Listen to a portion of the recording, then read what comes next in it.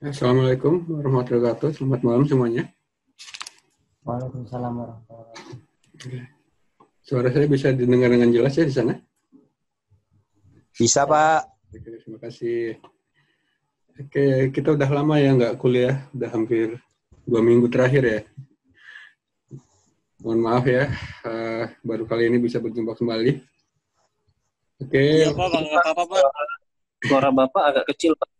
Suaranya agak kecil ya. Sebentar ya, saya perbesar dahulu.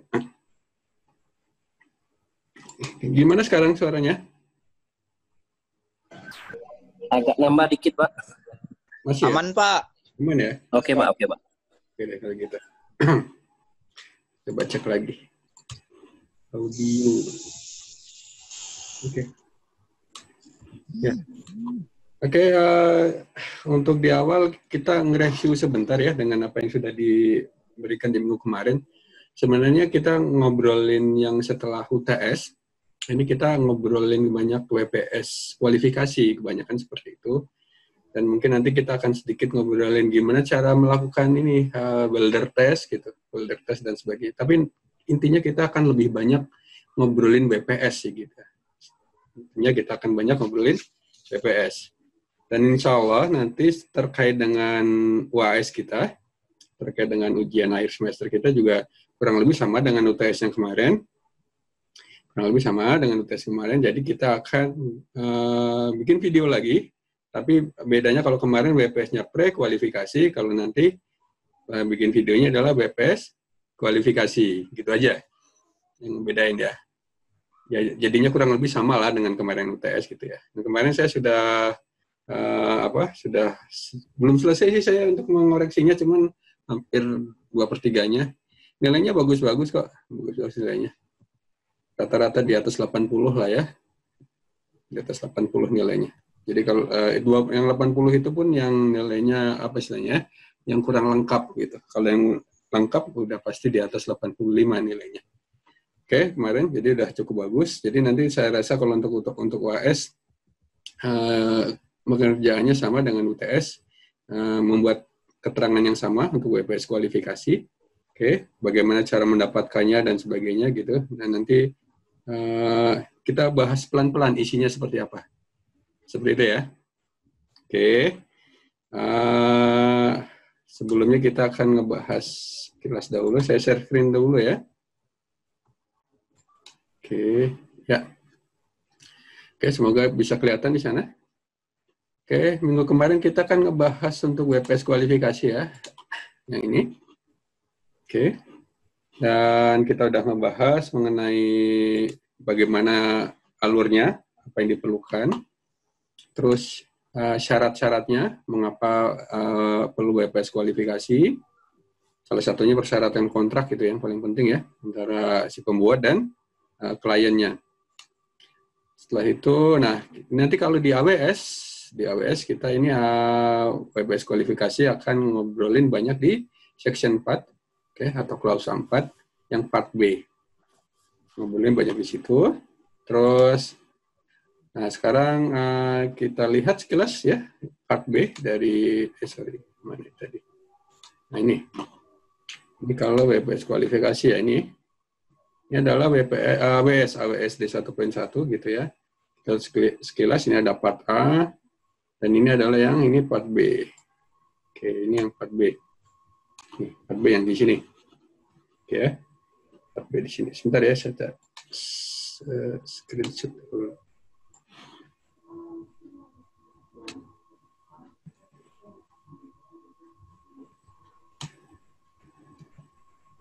Oke, ya. Ini adalah yang terkait dengan part B. Dan part B intinya adalah nanti melakukan pengelasan seperti yang dibahas kemarin. Setelah melakukan pengelasan, kita juga akan melakukan beberapa tes. Beberapa tes terkait dengan kualifikasi gitu ya. Beberapa tes yang kita. Yang pertama adalah sudah pasti setelah ngelas, pengelasnya udah oke, yang pasti adalah melakukan visual inspection. Yang seperti udah dipelajari bersama Pak Cahyo, ini visual inspection. Ini kalau kita mau lihat di AWS ada di 4.9.1 seperti itu. Terus begitu juga nanti kalau diperlukan NDT. NDT tambahannya ya, biasanya NDT-nya bisa radiografi, bisa juga UT gitu ya. Kita lihat di 4.9.2.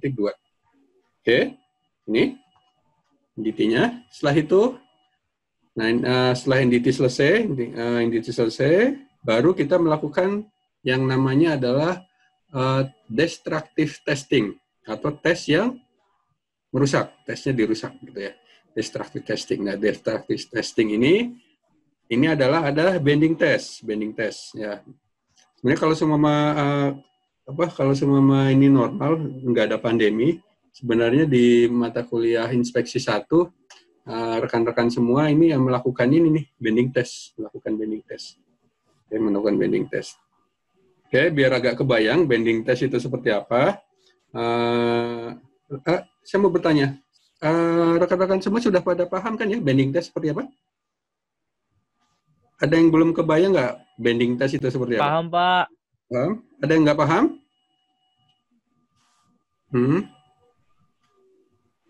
Ada yang nggak paham?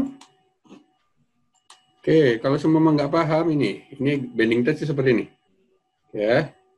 Jadi ini kalau udah dilas, habis itu dipotong spesimennya, dipotong, habis itu ditekuk, namanya bending itu ditekuk.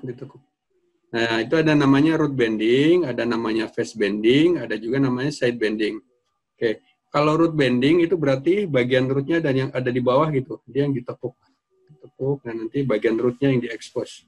Kalau face bending berarti face-nya ada di bawah, habis itu nanti ditekuk. Kalau side bending, bending yang samping berarti yang di bawah itu yang bagian sisinya. Ya mau atas atau mau bawah tetap sisi dia sama aja. Oke, biasanya root bending sama face bending ini digunakan untuk yang kalau uji materialnya, spesimennya tipis. Kalau di AWS itu di bawah 10 mili.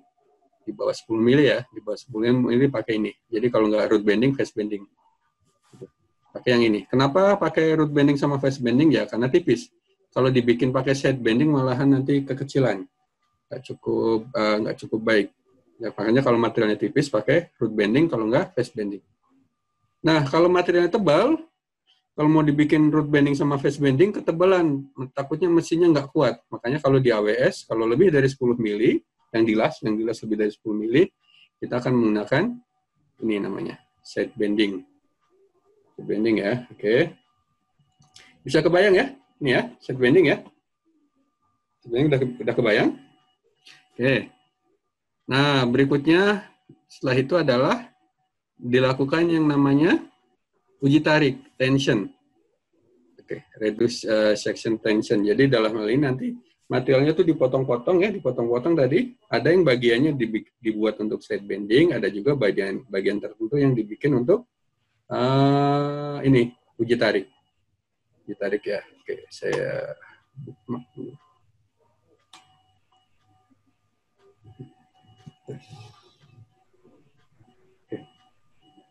Nah, ini adalah contoh kalau di AWS. Jadi kalau kita ngelas gitu ya, biasanya yang sisi sebelah kanan nih. Kalau udah kita las, habis itu kita inspeksi, inspeksi visual, inspeksi NDT, segala macam. Setelah itu kita baru melakukan destructive testing atau tes yang rusak. Nah, itu bagiannya mana aja? Ini adalah contoh untuk spesimen yang di atas 10 mili. Tebalnya di atas 10 mili ya contohnya. Maka di sini kita lihat di sini ya, side bendingnya kita lihat. Yang begini satu. Side bending ini satu. Terus ini yang kedua. Side bending ya, kedua. Terus ini yang ketiga, side bending. Dan ini yang keempat. Jadi kita di sini kita akan dapatkan untuk bending testnya total harus ada 4. Jadi bending testnya total harus ada 4. Harus ada 4 ya di sini bending testnya. Oke, dan berikutnya ada juga yang namanya tension. Tension adalah spesimen untuk uji tarik. Oke ya, spesimen untuk uji tarik di sini. Ini adalah tension. Tarik ini ada satu yang pertama di bagian atas dan ada juga yang kedua bagian bawah. Jadi minimal di sini harus ada 2 spesimen yang digunakan untuk uji tarik. Digunakan untuk uji tarik. Oke, bisa dipahami untuk uji tariknya? Semoga bisa ya. Oke. Bisa, Pak. Oke, nah, bentar.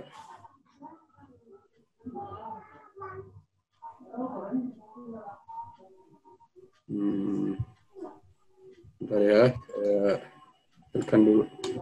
Nah, ini adalah contoh kalau ini uji tariknya welding mana ya tadi. Nah, ini adalah contoh kalau untuk welding. Di welding ya, ini adalah contoh beberapa yang sudah dipotong-potong. Jadi dari yang tadi udah dipotong-potong, habis itu ditarik dengan menggunakan mesin uji tarik. Macam-macam jenisnya gitu contohnya. Contohnya ini ya, contohnya kita bahas yang ini nih. Ada 1, 2, 3, 4 ya. Contohnya banyak gitu ya. Nah, contohnya maka kalau di sini kita lihat di bagian tengah, ini yang bagian ini adalah weldingannya. Weldingannya ada di sini ya, ada weldingannya di sini. Weldingannya ada di situ. Nah, las-lasan yang bagus itu kalau nanti diuji tarik seperti ini, patahnya itu jangan di weldingan. Jadi patahnya jangan di weldingan. Jadi patahnya nanti bagusnya ya di base metal. Patahnya di base metal. Itu las-lasan yang bagus. Las-lasan yang bagus ini patahnya di base metal. Oke. Kenapa? Karena kita tahu kalau kita semua mau mengelas, ya, kita mau ngelas, kalau SMAW elektrodanya atau filler metalnya, elektroda atau filler metal kalau di SMAW gitu ya, itu harus lebih kuat, ya kan? Masuk akal nggak? Masuk akal nggak? Contohnya gini, kita punya baja kekuatannya 500 megapascal gitu ya. Oke, 500 megapascal. Maka kalau kita mau dilas, mau kita las, maka logam pengisinya atau fillernya atau elektrodanya secara logika pasti kita akan memilih kekuatannya harus di atas 500. Ya kan? Harus di atas 500. Masuk akal nggak? Masuk, Pak. Ya, masuk akal ya. Jadi memang harus di atas 500. Ya, jadi yang well-nya tuh harus di atas 500. Biasanya sih walaupun ini nggak pakem ya, tapi biasanya 1,3 lah. 1,3 lebih tinggi gitu. Kalau 500 berarti 1,3-nya sekitar ya berapa tuh? 17. Sekitar 670 megapascal ya. Sekitarnya gitu. Gitu ya berarti. Nah, jadi kalau semua karena ini di weld metalnya lebih tinggi, maka secara logika karena ini lebih kuat, maka yang putus bukan yang di bagian yang lebih kuat, tapi ada di bagian yang base metalnya. Tapi mungkin ada pertanyaan, Pak, bagaimana kalau semua nanti ketemu patahnya di bagian weldingan? Kan mungkin aja ketemu di bagian weldingan. Terus gimana kalau ketemu di bagian weldingan gitu? Nah, kalau ketemu di bagian weldingan, kalau contohnya tadi base metalnya 500 megapascal, kalau contohnya base metalnya 500 megapascal, maka kalau dia patahnya di weldingan, maka hasil uji tariknya juga minimal juga harus sama dengan base metalnya. Jadi kalau nanti kita uji tarik, kalau dia kekuatannya 500 megapascal, maka di bagian weldingan kita tarik juga kekuatannya harus sama dengan base metal. Jadi minimal di sini harus 500 megapascal. Kalau kurang dari 500 megapascal, langsung di reject. Kalau reject artinya nggak diterima hasil las-lasannya. Las-lasannya nggak bisa diterima. Seperti itu. Ya. Kalau di sini, kalau di base metal, ya seperti ini. Kalau base metal ya berarti kekuatannya sama dengan base metal. Dia boleh turun? Ya boleh turun sih. Dari 500 itu boleh turun. Turunnya biasanya sekitar 5%. 5% turunnya ya. Jadi kalau 500 itu berarti 5%-nya 25 megapascal. Berarti ini boleh turun lah. Boleh. Kalau putusnya di sini. Kalau putusnya di mana? Di base metal ini boleh turun. Turunnya 5%. Gitu ya. Ini untuk uji tarik. Oke, ya ini juga ini contohnya uji tarik. Ini bagus juga. Biasanya bentuknya pelat, dibikin uji tarik ada patahannya. Ini. Oke, sampai di sini ada pertanyaan sebelum kita rehat.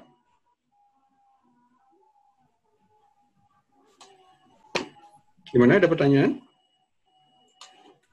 Belum, Pak. Belum ada, Pak. Belum ada ya? Kita rehat sebentar boleh ya? Bagi yang mau sholat, silakan sholat dahulu. Ya. Sekitar 10 menit lah ya. 15 menit kita. 15 menit kita rehat. Baik, Pak. Nah, kita istirahat dulu. Bagi yang mau makan siang, silakan makan siang. Makan malam ya. Makan malam, silakan makan malam dahulu.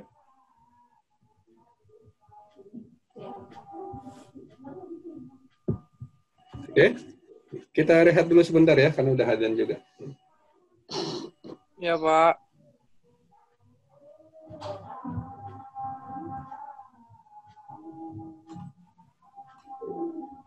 Oke, bagi yang mau live dahulu nggak apa-apa, nanti begitu udah selesai sholat boleh join kembali juga untuk apa? Hemat kuota.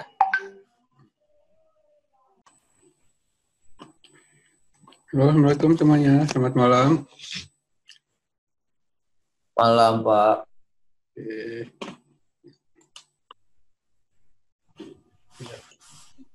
Kita mulai lagi ya. Oke, Pak. Ya, Pak. Oke, untuk yang tadi ada pertanyaan nggak? Atau ada yang mau didiskusikan mengenai yang barusan diobrolin? Jadi tadi lebih ke arah ini ya, tension test sama ini, tension sama bending test. Oke, saya share screen aja lagi ya. Oke. Oke, jadi intinya kalau semua nanti kita melakukan apa? Saya ulang-ulang kembali ya. Jadi kalau kita melakukan kualifikasi gitu ya, maka nanti tes spesimennya ukurannya kayak gini ya, ukurannya panjangnya ini sekitaran 380 mili, sekitar 38 cm ya, hampir 40 cm.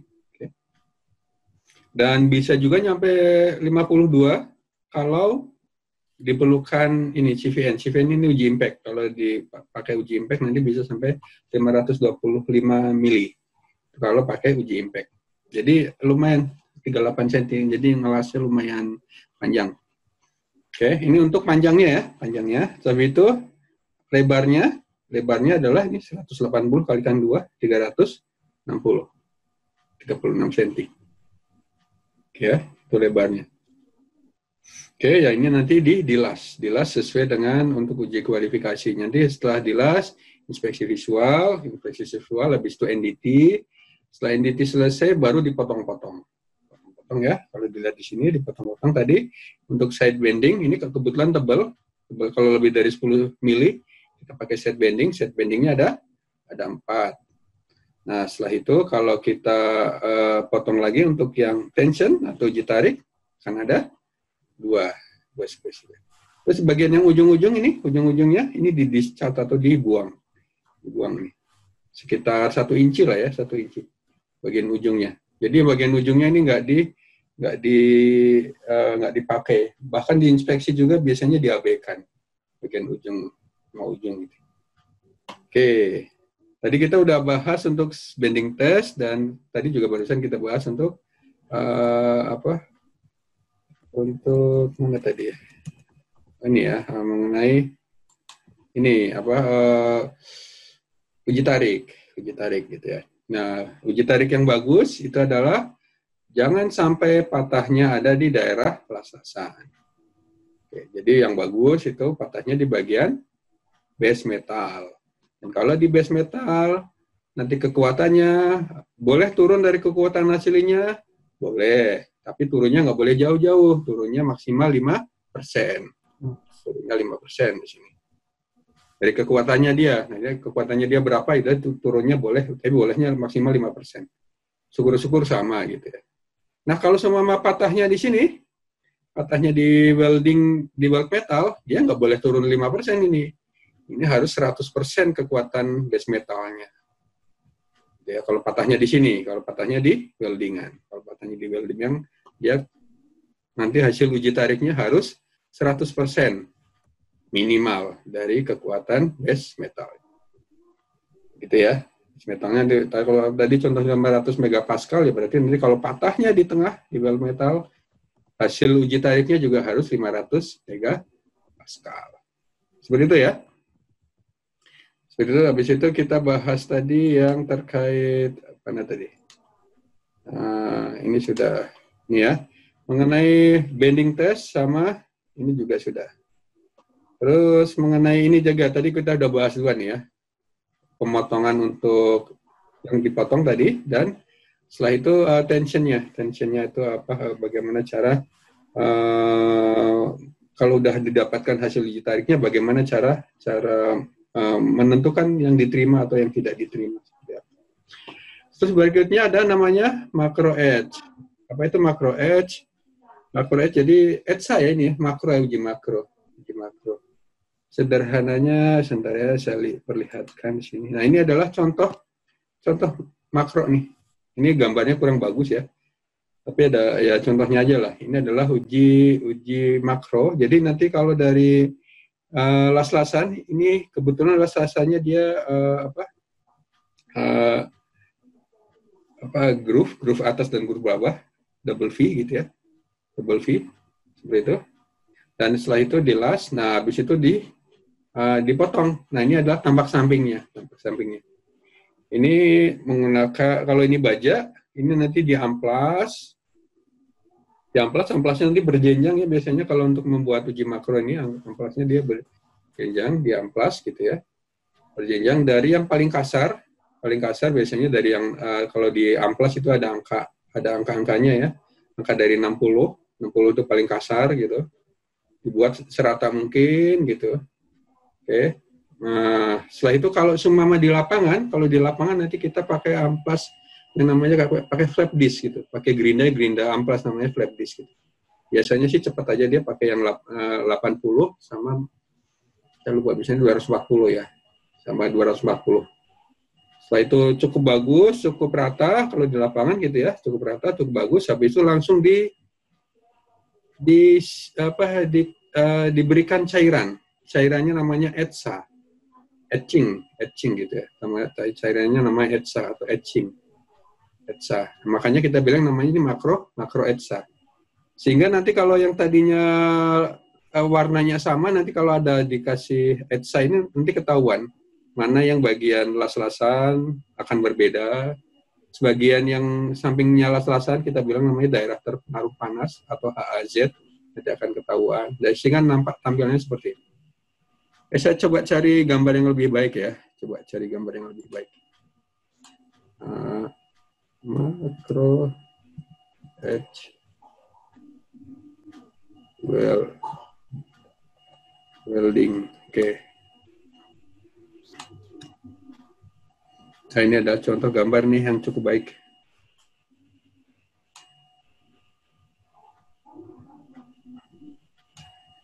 Nah ini juga bagus. Saya open in new tab. Ya, kok kecil ya gambarnya. Mana yang cukup bagus? Mungkin.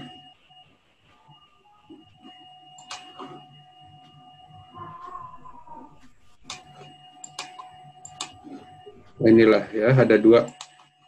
Oke, saya coba perbesar ya. Gimana di sana? Cukup bagus gambarnya atau agak-agak buram? Agak ngeblur.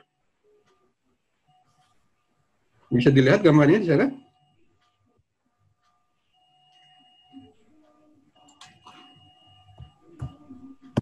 Bagaimana bisa dilihat gambarnya? Bisa, Pak. Bisa ya. Oke, ini adalah contoh kalau semua kita hasil dari makro EDSA. Jadi nanti di amplas halus gitu ya. Habis itu kalau di lapangan biasanya nanti habis itu pakai flap disk gitu ya. Gerinda yang ada flap disknya gitu. Gerinda flap disk itu contohnya gini maksudnya. Gerinda flap disk. Bentuk mata gerindanya tuh kayak gini nanti. Nah, kayak gini nih mata gerindanya. Ini mata gerindanya. Oke. Nah, ini mata gerindanya kayak gini nih. Gitu ya. Contohnya. Ini tinggal di untuk di amplas di situ ya. Nanti bergantung nanti dengan tingkat kehalusan dari mata gerindanya. Seperti itu. Nanti biasanya sampai biasanya 240 gitu ya. Biar jadi cukup halus, setelah itu baru dikasih cairan ETSA. Nanti kalau udah kelihatan cairan ETSA nanti akan ketahuan gambarnya seperti ini kurang lebih. Ini adalah las-lasanya gitu ya, las-lasanya. Terus ini ada bagian rootnya di tengah. Gitu ya. Terus di sini ada bagian yang di pinggirnya las-lasan berwarna agak sedikit gelap gitu ya. Ini juga agak berwarna sedikit gelap. Ini yang kita bilang namanya AAZ, daerah terpengaruh panas. AAZ-nya ini di pinggirnya. Ini masih di base metal, tapi dia di pinggirnya las-lasan. Ya, begitu. Oke, ini adalah hasil dari makro ETSA. Seperti ini. Ada pertanyaan sampai di sini untuk makro ETSA?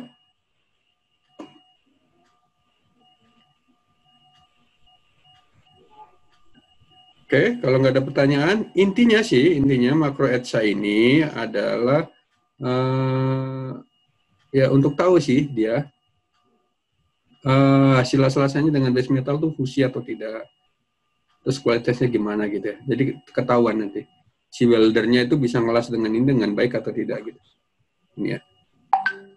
Oke. Dan ini biasanya di inspeksi 1 kalau nggak ada pandemi, kalian juga diwajibkan untuk melakukan praktikum ini, makro ETSA.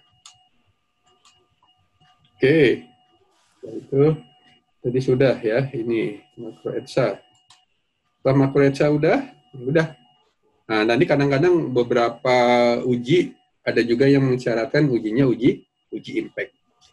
Ada yang mensyaratkan ujinya uji impact. Oke ya. Saya coba review dulu ya buat rekan-rekan semua, saya sambil tanya, sambil review, sambil bertanya ke rekan-rekan semuanya. Oke, saya mau bertanya kembali.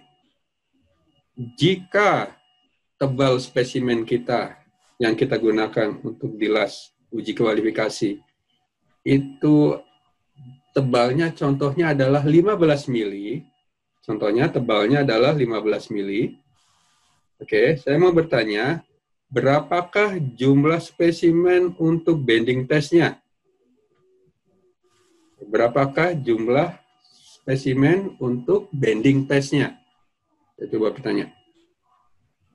Oke, silakan ada yang mau menjawab.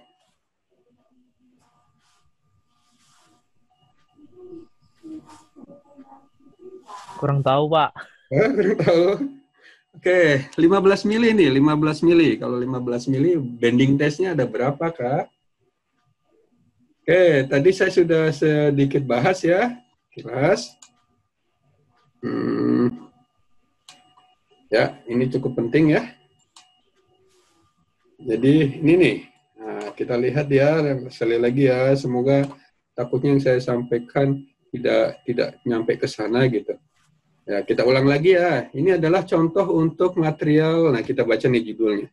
Judulnya kita baca ya.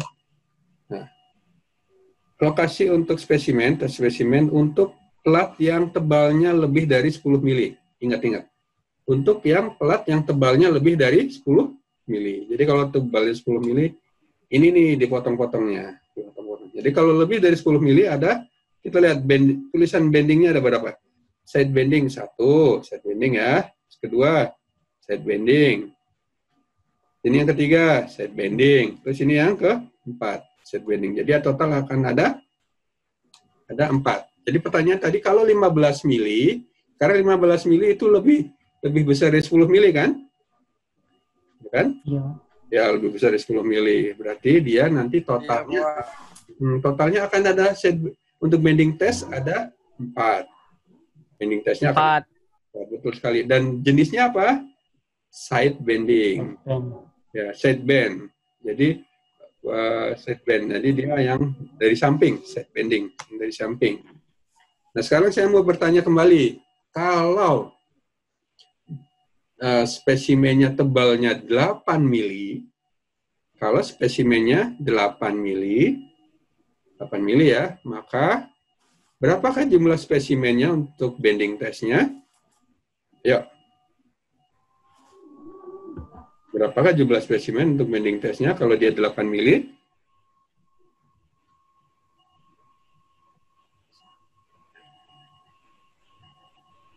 Ayo, ada yang tahu?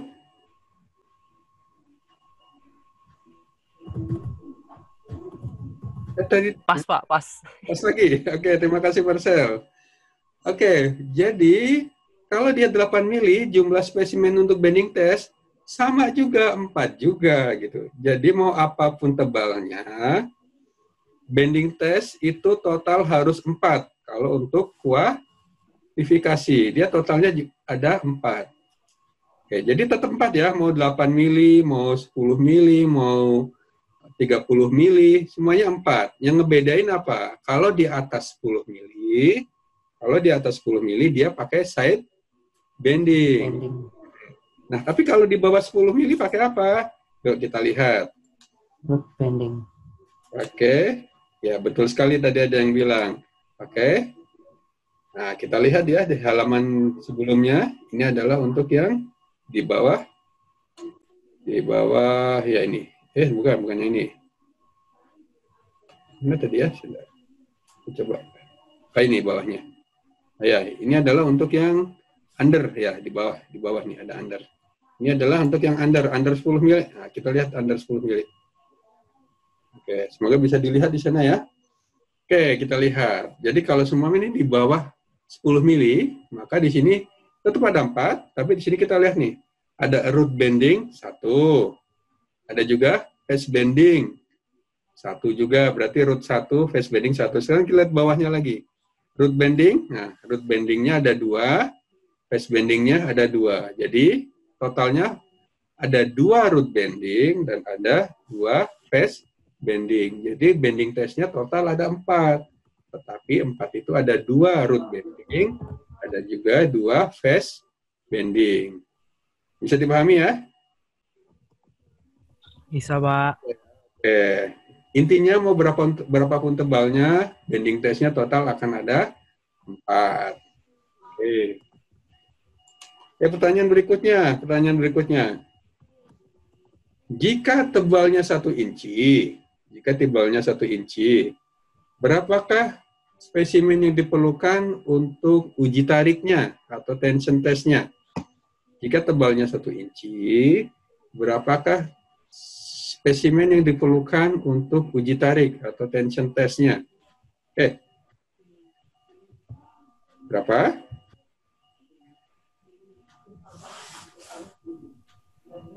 Ya. Jangan pas lagi ya, kalau bisa, ayo. Ya. Oke, saya perlihatkan lagi ya, share screen lagi, gambar yang tadi wes nih. Tension testnya ada berapa? Kalau di sini ini kebetulan untuk yang tadi yang di bawah ini ya, di bawah 10 mili. Kalau untuk di bawah 10 mili ya udah saya jawab aja ya. Kalau mau di bawah 10 mili ini tensionnya 1. Ya, ini adalah 1. Terus kedua ada lagi nih 2. 2 ya. Jadi untuk di bawah 10 mili itu ada 2. Kalau di atas 10 mili, di atas 10 mili pun ada 2 juga. 2. Ya betul sekali. Oh, 2 juga, Pak. Betul sekali. Jadi mau berapapun tebalnya, spesimen buat uji tarik 2. Mau tebalnya mau berapapun, spesimen buat uji tarik dibutuhin 2. Gitu. 2, Pak. Maklum, Pak. Ini Ya. kan bahasa Inggris, jadi kurang ngerti, Pak. Oke, nggak apa-apa ya. Di sini ada tulisan nih, tension itu tarik ya. Ini juga tension itu tarik. Oke, mulai biasain aja ya. Oke, jadi saya ulang lagi ya. Jadi kalau untuk spesimen bending test, berapapun tebalnya 4.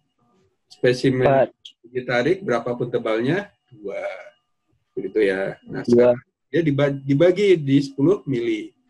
Nah, kalau kurang dari 10 mili, nanti pakai root bending sama phase bending. Bendingnya 2, phase bendingnya 2. Kalau di atas 10 mili, karena dia cukup tebal, dia menggunakan side bending. Bendingnya total ada 4. Nah, gitu ya. Seperti itu kurang lebih seperti itu. Nah, nanti ya itulah nanti diuji, nanti bisa ketahuan nanti berapa hasilnya. Oke ya. Setelah itu nanti biasanya juga beberapa klien selain melakukan itu juga semuanya, dia nanti juga ada makro ya. Tadi ada makro juga diminta. Oke, ini persyaratannya dari AWS dia minta makro. Dan biasanya juga minta hardness gitu. Hardness itu uji keras. Saya mau bertanya dulu waktu di semester dapat pengetahuan material semester 1 ya. Sempat uji keras, uji hardness? Iya, Pak. Sempat ya? Ada, Pak. Ya, ada ya. Oke, berarti kebayang ya uji hardness ya, uji kekerasan seperti apa ya. Oke, saya sedikit memberikan contoh. Nah, mana ya? Ini tadi. Oke, ini. Ini adalah contoh dari ini nih. Ini adalah Atlasan ya. Atlasan semoga bisa kelihatan di sini. Oke, nah ini adalah Atlasan di las di di atas bawah kita seperti ini. Dan ini nanti kelihatan ada bentuk titik-titik gitu ya, titik-titik kecil seperti itu. Nah, ini adalah contoh dia uji hardness-nya. Uji hardness-nya di mana dilakukan. Hasilnya seperti itu ya. Ini hasilnya.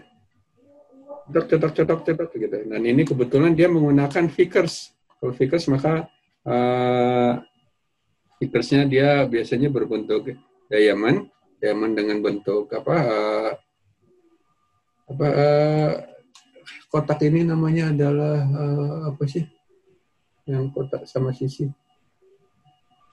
Saya lupa ya. Mas, Pak. Jajaran genjang. Diagonal, ya. Layang-layang ya? Layang-layang. Limas, Pak. Limas.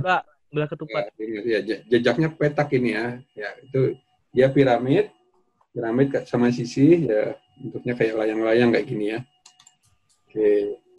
Nah, nanti ini hasilnya ditulis. Disulis di sini nih. Ini hasilnya. Contoh hasilnya nih. Nah, ini hasilnya. Berapa nih angkanya? Ini adalah Vickers hardness number. PHN gitu ya, dites pada temperatur berapa gitu, setelah itu diuji keras lah gitu. Nah ini ada banyak total angkanya seperti itu. Nah dapatlah ini data resmi ya. Kebetulan ini ada dari rekan kalian juga yang melakukan bikin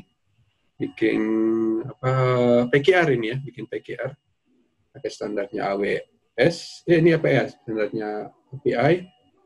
Nah ini ditesnya di perusahaannya apa nih namanya? Di DSAW, di PTS, di perusahaan uji tariknya. Nah, pengujiannya di sini. Jadi kalau di Batam ada 2 untuk pengujian seperti ini. Biasanya kalau nggak high test ya, ini PTS, Professional Teknologi Spesialis. Oke. Ini yang cukup sering digunakan oleh orang-orang di dunia oil and gas Batam. Kalau nggak high test ini PTS ya. Ini kebetulan dari perusahaan DSAW dia melakukan uji hardness-nya seperti ini. Oke, seperti itu. Oke, saya mau bertanya kembali. Saya tanya ini. Untuk materi hari ini bisa dipahami dengan jelas atau masih agak remang-remang? Mohon masukannya. Bisa, Pak. Bertanya, Pak. Ya, silakan. Untuk spesimen itu harus di welding dengan CJP ya, Pak? Ya, betul sekali dengan CJP. Kebetulan tadi dengan CJP. Complete Joint Penetration. Berarti kalau PJP nggak boleh untuk spesimen ya, Pak? Untuk kualifikasi, rata-rata pakai complete joint. Untuk kualifikasi ya. Untuk kualifikasi ya kita harus pakai complete joint. Seperti itu. Terima kasih, Pak. Ya, sama-sama. Pertanyaan bagus tadi ya. Jadi nanti kalau complete joint sama partial joint itu nanti biasanya seringnya sih kalau kualifikasi kita lebih sering menggunakan complete joint penetration. Oke. Yang lain mungkin ada mau berdiskusi? Untuk materi kuliah ini inspeksi 1 dengan Pak Cahyo jam berapa nanti? Atau udah waktunya? Saya udah offset jangan-jangan ini. Sebentar lagi kayaknya, Pak. Iya, oke lah kalau ini sebentar lagi kita cukupkan sampai di sini ya. Nanti kalau udah mau kita diskusi segala macam kita ngobrolin di grup juga boleh gitu ya. Dimanapun nggak masalah gitu ya. Jadi kita akan coba obrolin. Oke, jadi ini sekilas untuk pengujian terkait pengujian yang dilakukan di WPS kualifikasi dengan standar AWS. Dan kurang lebih sih nanti di standar yang lain kurang lebih sama. Cuman ada sedikit beda, ada yang berkurang gitu. Contohnya kalau ASME nggak sebanyak kayak tadi. Kalau nanti API ada lagi tambahan yang lain dan sebagainya. Nanti di kesempatan yang lain kita coba kita bahas. Oke, sampai di sini saya cukupkan. Terima kasih atas perhatiannya. Selamat malam. Assalamualaikum. Salam sejahtera buat semuanya. Malam, Pak. Waalaikumsalam, Pak. Waalaikumsalam, Pak. Malam. Waalaikumsalam, Pak. Terima kasih. Selamat.